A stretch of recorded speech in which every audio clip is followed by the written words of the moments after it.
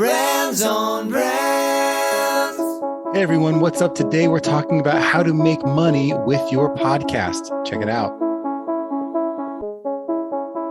In a world where content is king and your reputation is your brand, how do you build a brand that matters?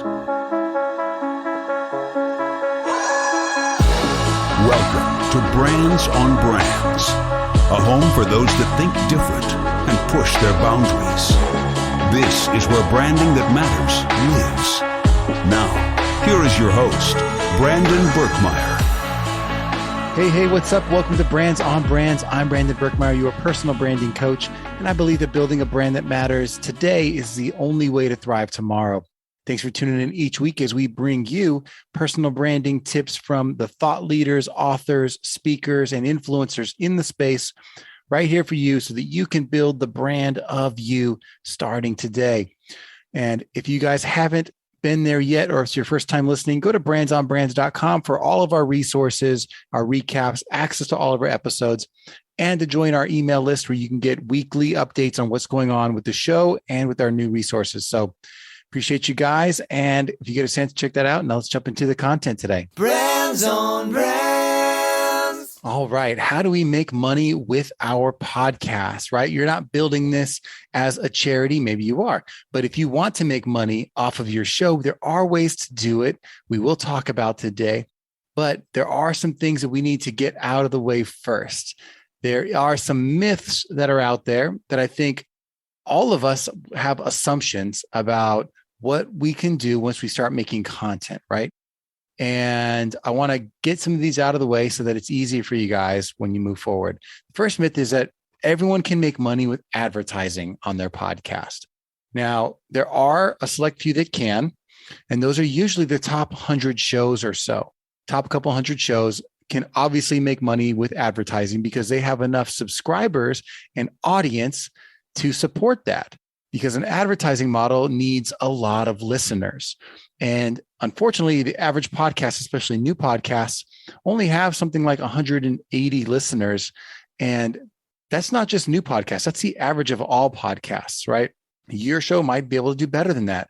But until you're into the multi-thousand listener range, it's probably not worth it for you. And even after that, you're probably not talking about a lot of money. So let's take advertising off the table for you for now, because it's not probably the number one way to make money, especially if you are in the knowledge business and you have information you can share. There's better ways for you to make money. If all you're doing is entertainment, then you're looking to scale your audience. So that depends on which road you're on. Most people listening to this are probably looking to build shows, hopefully that are a knowledge-based business that they can make money off of. If you're in the entertainment space, then we're going to talk about audience growth and things like that. So the next myth that we're going to talk about is Patreon.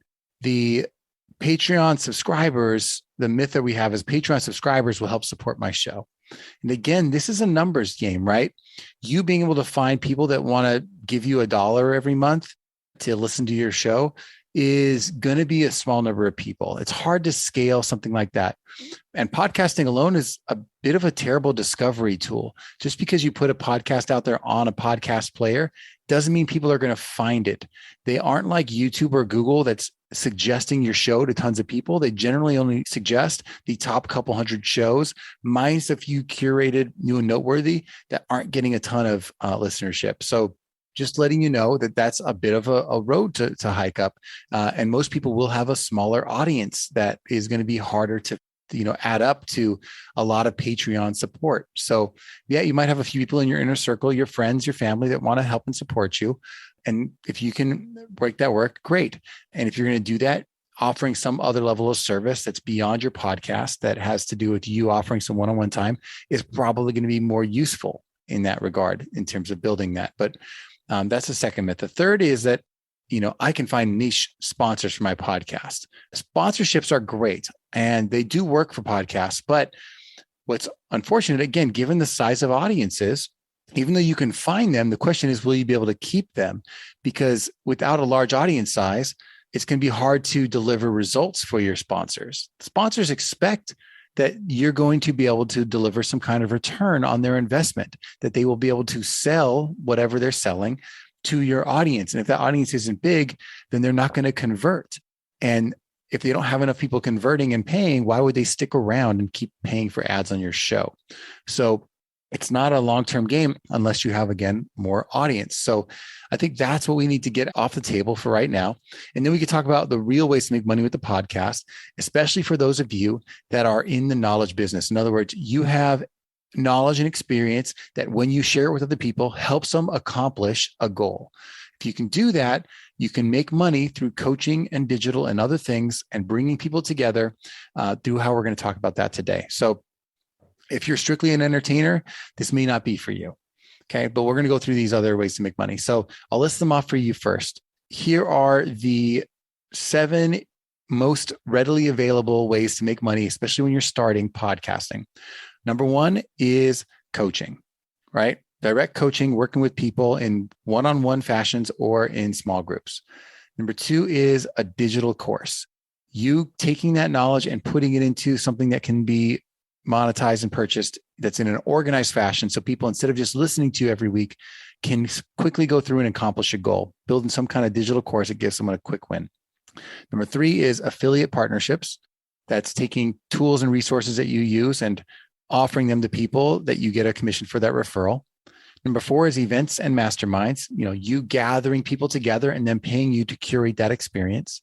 Number 5 is online products and applications. So you finding something to sell online that's physical product or a service product, or you developing some kind of software that people can use via some kind of payment. Number 6 is going to be subscription. So is there something that you can offer every week or every month, whether that is an email or some kind of templates or resources that you can send that people would subscribe to get that every month or every week? Maybe you're sending them a curated box of products or a monthly set of tools or templates, right? Getting someone to subscribe to something for a lower cost is realistic. And then last, you can figure out advertising, but again, I would save that as a plan for the future. But I do want to mention, if you guys are leaning towards advertising, what I forgot to mention before is podcasting is great, but maybe YouTube should be your first preference. If your goal is to make money advertising via your podcast, then I would find a way to make it a video first podcast from the beginning and make sure you've learned YouTube enough to try to get your shows to rank and do well on YouTube and build for that platform first and then repurpose into a podcast, because YouTube is going to be a better discovery engine for your show to put some money behind, and they have a built-in advertising platform. So maybe you need to be a YouTuber instead of a podcaster if advertising is your goal. So just want to throw that out there. So let's talk about getting paid for your one-on-one time. It is the fastest way for any content creator and podcaster to make money, providing one-on-one time where you are serving your listeners in some way using your zone of genius, right? Take on work that your listeners prefer to outsource. Could be small work, or it could be you coaching them through something that they don't know how to do. Figure that out. What is the quick win that you can get for them that you can just say, sign up for a 1-hour call with me? Fastest way you can build money through your show. Offer a one-on-one call. Could be a discovery call first, but then a follow-up call that could be an hour of your time to help them solve a problem. Great way to start building some rapport and some service with your listeners. Offer up your knowledge and expertise to solve that problem by providing consulting or coaching on a niche process or practice. Figure out something tangible to provide as a result. So what's tough is to sell like strategy. I've tried that. It's not something people like to pay for. But if you can say, before this, you had nothing, and after this thing, there's something. If you have something tangible there, like you've figured out, like for in the coaching business for fitness, before we started, you had no meal plan. When we're done, you have a physical meal plan you can follow. Or before we started, you had no exercise routine. When we're finished, you have an actual checklisted, customized workout routine for you. Something physical, tangible that they can have after that. Within that, you can build strategy and share those insights, but giving them something physical is what's going to be helpful. And set low prices at first. And then as demand grows, let that drive your rates up after you can get some results. or create some kind of multi-hour coaching program that's, the 8 hours or 8 weeks or 6 weeks to accomplish some bigger goal that is a set of steps that will take them from, beginning to end to developing and reaching some determined destination. Those programs can then be complemented by resources that you develop and share on your coaching calls. And the goal here is that you map out the steps. A lot of people want to get somewhere. They don't know the steps to get there. So you say step 1 through 8 are right here in order, and you package that and you offer consistent support in that goal. That's your one-on-one time. Right after that is leveling up to some kind of small group coaching. Hopefully you have enough demand in your one-on-one coaching that it turns into something that has to be small group coaching as it grows. When you're doing that, you're really talking about a consistent offering that is adapted to serve small groups at a lower cost. The goal here is consistency. Once you've delivered results enough times that are proven, you have a system for that and you can explain that system to people, then they'd be willing to join groups and then also get that community aspect built into your offerings. And one key to that is getting a bunch of powerful referrals and testimonials from the people you've worked with one-on-one. And that time you get back from doing small group coaching should free you up to focus on packaging, selling, and branding, which will be the next phase of scale for you in terms of monetization. Next thing we want to talk about, I mentioned digital courses. This is not easy at all, but the point is to adapt your coaching program to work digitally. How do you go and replace that one-on-one teaching with video teaching, replace live accountability with group accountability or digital accountability, and replace live discovery with worksheets and guided self-exploration, right? Prioritize developing a strong email list for this tactic. This will be you continuing to have strong lead magnets, well thought out, welcome email sequences, and a habit of sending out some kind of weekly communication that works along this way. And grow your community and upsell from the digital course. So ideally, you want to have something that can be turned on that you don't have to spend any time on, that is helping you build and sell your one-on-one service later on. So the digital course, if you can build that, and there's plenty of courses on how to build courses, that's going to be an unlock for you overall. Next is affiliate partnerships. So affiliate partnerships is a bit of a no-brainer because usually if you're teaching something, you already have resources you use all the time, and people are going to always ask you those questions. What equipment do you use? What tool do you use? What are you using in your processes to accomplish XYZ goal? Most of those products or programs or even events will pay you for referrals, will pay you some kind of affiliate fees to send them traffic, to send them people. And you can get paid on a commission basis. So every time they pay for something, you get a percentage of that purchase. So review your tools that you're using, that your competitors are using, compare the tools and select the ones that you like the best and explain why, and offer that up to people that ask. And that can bring in some revenue for you. And it could be significant depending on what you're talking about. And as that grows, you can reach out to those stronger affiliates and develop relationships where you might become a top referrer and even get a better deal than what is standard. And just build out a resource page on your website that you can send people to that has those things listed, so you don't even have to be the person to mention it all the time. Another great way to monetize is to bring people together in terms of events or masterminds. This is just you curating an experience of some sort. So figure out how you could provide more valuable in-person information.